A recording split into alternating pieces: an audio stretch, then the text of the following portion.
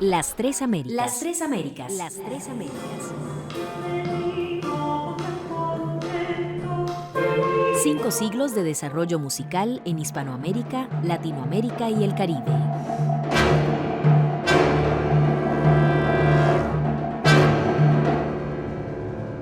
El presente programa está dedicado al género poético de los siglos XVI, el villancico, que dicho sea de paso fue el único género poético pensado exclusivamente para ser musicalizado. Este será el segundo programa sobre el villancico. Ahora abarcaremos el fenómeno en una ciudad de Nueva España en el siglo XVIII, Puebla de Los Ángeles, y los villancicos escritos en lengua náhuatl. Para desarrollar dicha temática, nos acompaña la doctora Ireli Elizabeth Chávez Bárcenas, con quien conversaremos sobre su artículo titulado Voz, Afecto y Representación Nahua en la canción vernácula del siglo XVII. En este artículo específicamente me enfoqué en los villancicos en idioma náhuatl, que en el documento en donde se encuentran estos villancicos, el cancionero de Gaspar Fernández, digamos que en esa época no era nada innovador escribir, los villancicos son canciones devocionales que se cantan en las fiestas más importantes de la ciudad, no nada más del calendario litúrgico, es decir, la Navidad, Corpus Christi, ¿no? O el santo patrono de la ciudad, pero también, por ejemplo, para recibir al nuevo obispo, para recibir al nuevo virrey en la ciudad. Entonces se hacen estas canciones, se hacen estos villancicos y se adapta para celebrar un evento específico, ¿no? Entonces, en este momento sabemos que es algo culturalmente, digamos que la moda, o es algo que gusta mucho en la cultura hispana, es el canto en lengua romance o en lengua vernácula, que quiere decir que que no es en latín, ¿no? Como sabemos, en esta época, en el siglo XVI, XVII, XVIII, la mayor parte de la música que acompaña la liturgia en la iglesia se hace en latín, así como el resto de las oraciones, todo se hacía en latín. Así que el único momento en el que la gente puede escuchar algo en su idioma, pues es cuando se cantan los villancicos, ¿no? Pero no nada más se hacía en español, la mayor parte de los villancicos estaban escritos en español. Claro, si estamos en Portugal, pues también había muchos villancicos en portugués, pero inclusive en Portugal gran parte de los villancicos son en español. Entonces, dentro de esta, digamos, de este contexto, también hay una tendencia a utilizar ciertas convenciones literarias para representar ciertos grupos sociales que provienen de regiones muy específicas o que tienen alguna, que los pueden identificar con etnias muy específicas. Dentro de toda esta como categoría, subcategoría, tenemos los villancicos que en este documento están descritos como villancicos en indio. Y lo interesante aquí es que obviamente en indio el idioma que se utiliza es el náhuatl, porque el náhuatl era la lengua franca entre las comunidades indígenas en la Nueva España. Era el idioma, digamos, el idioma madre de la Mesoamérica, y aunque no fuera el idioma materno de cierta comunidad, era el idioma con el que la mayor parte de la comunidad se podía comunicar con otras comunidades indígenas. Entonces, aquí, por ejemplo, el trabajo de lingüistas es muy importante para entender el fenómeno lingüístico en la época, cuáles son las lenguas que se hablan en las calles, en la Nueva España, en ese pasado del que parece que conocemos tan poco. Entonces, ha habido algunos investigadores que nos han como revelado pues que el náhuatl era la lengua que se hablaba en las calles, que digamos la gente común y corriente en las calles hablaba 1, 2 o hasta 3 idiomas, uno de ellos el español, pero entre comunidades indígenas el idioma que dominaba era el náhuatl. Entonces, no extraña que estas canciones, o que si se va a celebrar una festividad importante, pues que haya también una canción en este idioma, ¿no? Entonces, en este cancionero, que como decía yo es un documento muy importante, tiene aproximadamente 300 canciones en lengua romance, encontramos 4 villancicos en náhuatl, que si lo pensamos, en realidad parecerían muy pocos, ¿no? Son muy pocos porque sabemos que los villancicos en náhuatl eran hasta cierto punto comunes, es decir, se encuentran testimonios o escritos en donde sabemos que se cantaban estos villancicos en el idioma, en los idiomas indígenas, ¿no? Entonces, es muy interesante tratar de entender cómo se representa, no necesariamente cómo se ve al indio, ¿no? Cómo se ve al indígena, pero cómo se representan estos personajes en estas 4 canciones. ¿Qué podemos aprender de este análisis literario, cultural? Aunque también es muy limitada nuestra mirada, porque tan solo son 4, o sea, no podemos establecer una regla muy específica para decir así era, ¿no? Porque tenemos solo esta mirada, pero podemos encontrar ciertas similitudes y ciertas conexiones. Lo que yo me encontré con estas canciones es que representan al indígena, pero no nada más a cualquier indígena. Las comunidades indígenas eran muy diversas también. Se interesan por la representación del indio pobre, del indio trabajador, del indio que no necesariamente que sufre, pero el indio humilde, ¿no? El indígena humilde. El macehual, que es macehual es, digamos, la traducción es como el indio común, ¿no? No el noble. Entonces, y también estos 4 villancicos son para la Navidad, para la fiesta de la Navidad. Entonces, hay esta especie de lenguaje muy íntimo en donde un indígena se aproxima al niño Jesús, ¿no? Y le canta.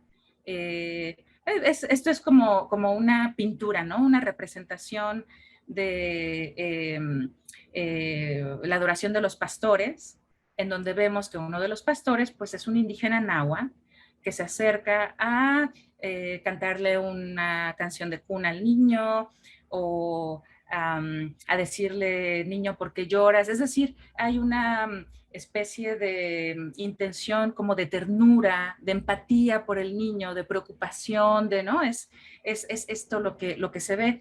Y también analizando lo que está pasando en ese momento, en la época, específicamente en Puebla, también lo que yo me encontré es que se habla mucho sobre una reforma laboral, se habla mucho sobre el maltrato de los indígenas en los obrajes, sobre la pobreza y la humildad.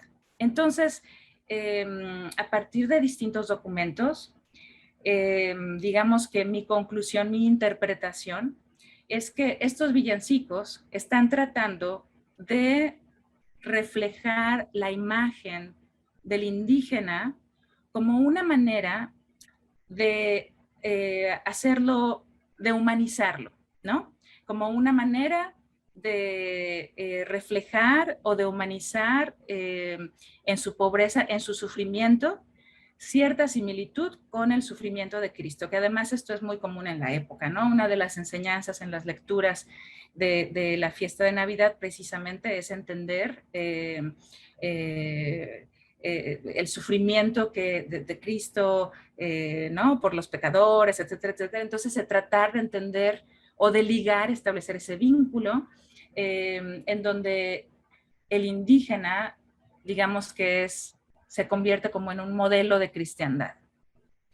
Que esto sea un conflicto con los intereses económicos del imperio, por supuesto que lo es, con algunos intereses de la iglesia, por supuesto que lo es. Entonces, esta es una manera de tratar de entender ideologías, teologías y también fuerzas económicas, sociales, vaya, tratar de entender en su contexto estas canciones. Sí, yo creo que en su artículo usted también habla de que cuando en villancicos se utilizaba alguna lengua vernácula, o sea, no es solamente, digamos, indio, ¿verdad? Náhuatl, o también se utilizaba, digamos, vizcaíno u otras lenguas, ¿verdad? Siempre es una representación, digamos, negativa, ¿verdad? De las personajes o poblaciones vivientes en Nueva España. Pero aquí vemos que más bien usted da otra aproximación, ¿verdad? Precisamente es humilde y es sufrimiento de Cristo y sufrimiento del indio, ¿verdad? Parece ser así, como así la entendí.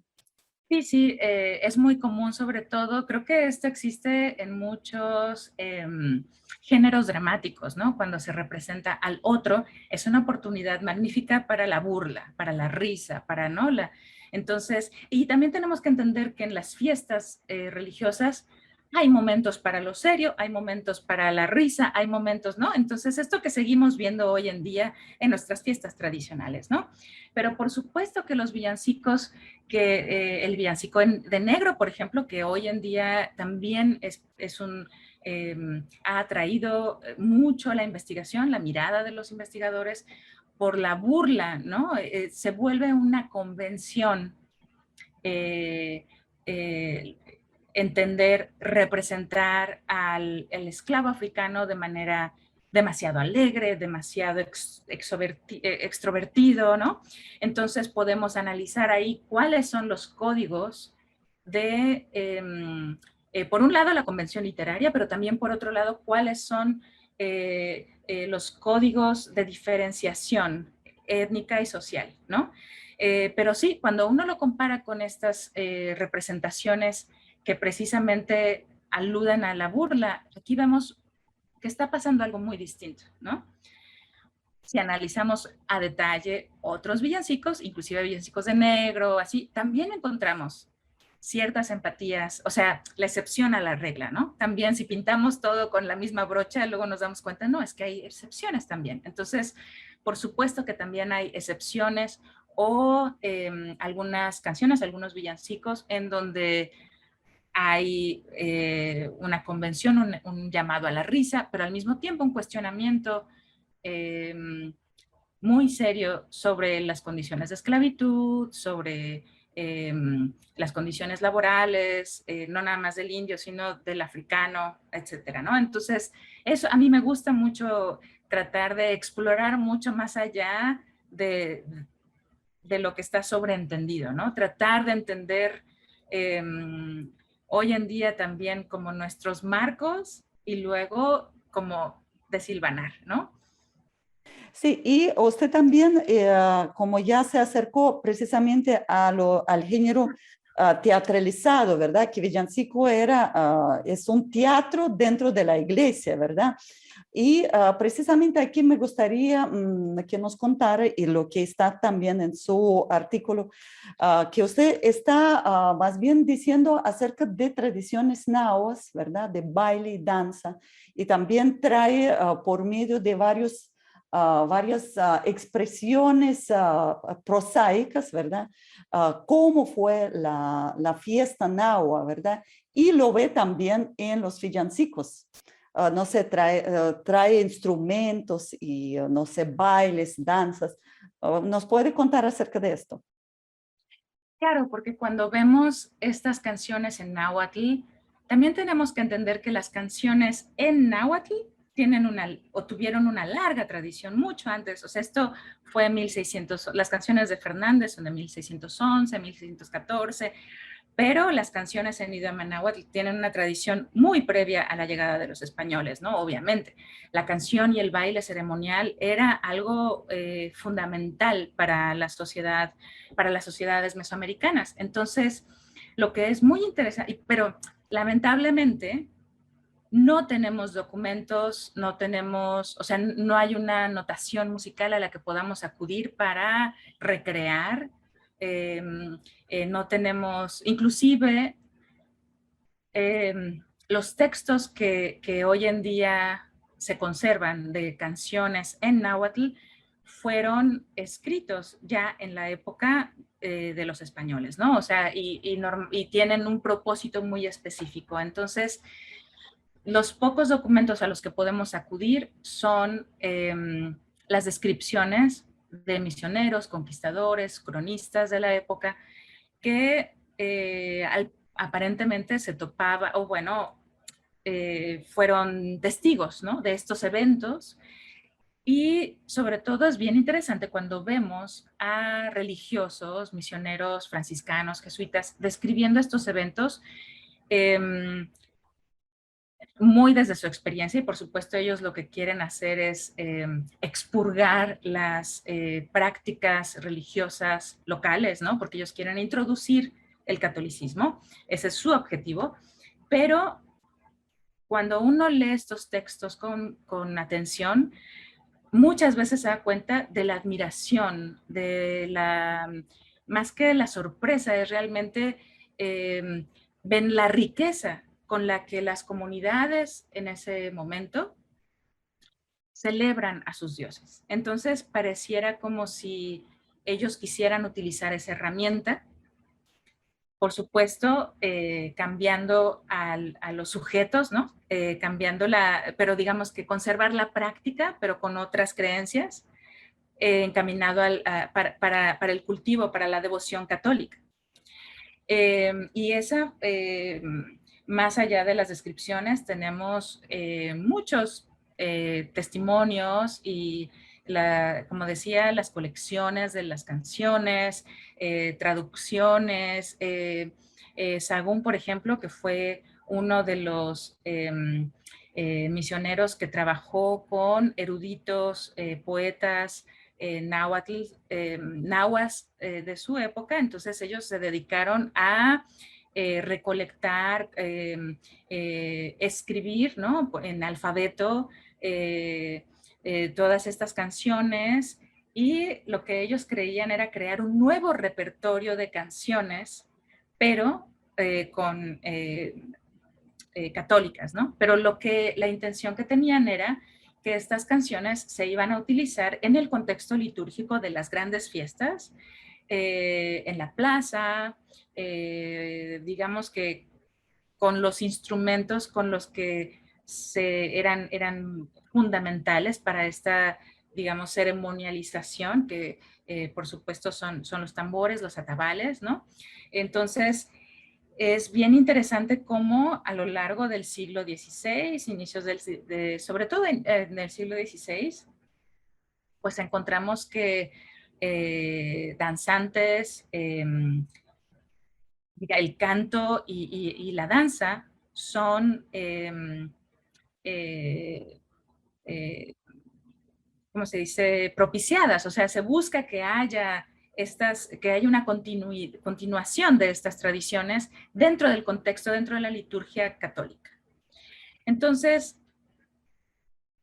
de ese momento, inclusive ya, digamos que esta práctica híbrida, ¿no?, que es el canto náhuatl con texto católico, en un contexto de una fiesta católica, digamos que ya esto lo podemos entender como una práctica híbrida. De allí a las canciones en náhuatl de Fernández hay todavía muchos procesos de intermedios, ¿no? Lo que vemos que sucede con las canciones de Fernández o con los villancicos de Fernández es que evidentemente esta danza y baile que se hace en el contexto litúrgico por danzantes nahuas, digamos que hay una intención de retomar eso y utilizarlo para la representación del indígena. Y entonces, aquí es en donde vemos cómo tal vez la música pueda reflejar, no necesariamente la música, ¿no?, náhuatl, sino la idea que tuvo el compositor en su momento, como para una influencia, como él quería transmitir este sentido de la tradición náhuatl, ¿no? Entonces, por eso digo, de las músicas, de las tradiciones nahuas al villancico, hay muchas cosas como digamos, in between, ¿no? Es una representación, como lo entiendo yo, como lo veo, mi interpretación, es que el villancico es un reflejo de estas prácticas anteriores. Y tal vez ni siquiera los 4 villancicos, ¿no? Pero algunos villancicos, vaya, creo que es muy evidente que una de las maneras en las que querían representar a los indígenas era en su contexto ceremonial. A continuación, escucharemos los villancicos de Gaspar Fernández, aquellos que utilizan la lengua náhuatl. Vamos a escuchar Jesús de mi corazón, seguido por Jicoche Jicoche, y terminaremos con Dios mío, mi corazón. Estos serán interpretados por 3 diferentes ensambles. El primero, por el grupo Canto Coral de Argentina. El segundo, por el ensamble Como era en un principio. El tercer villancico será interpretado por el coro de Alhambra, bajo la dirección de Gabriel Garrido.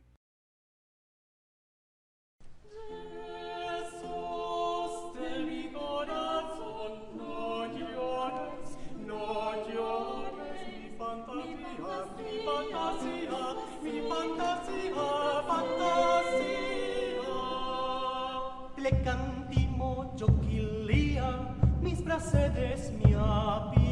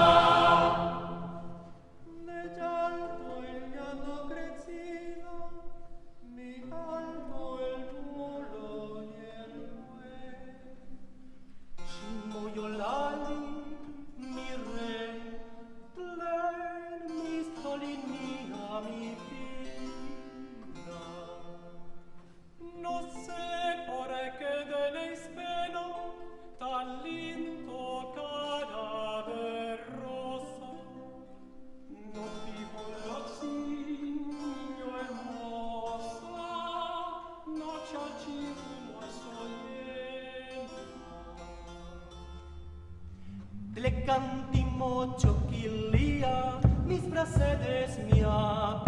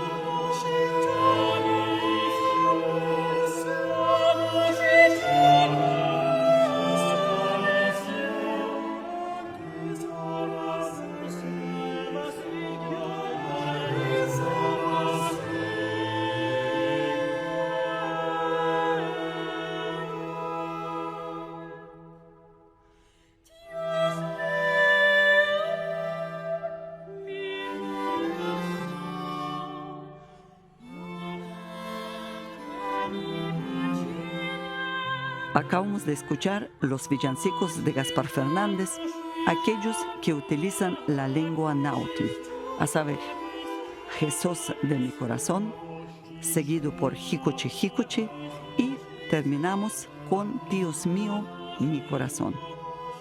Estos fueron interpretados por 3 diferentes ensambles, el primero por el grupo Canto Coral de Argentina, el segundo por el ensamble Como era en un principio, y el tercer villancico fue interpretado por el coro de Alhambra, bajo la dirección de Gabriel Garrido. Este programa fue la segunda edición que trató el tema del villancico.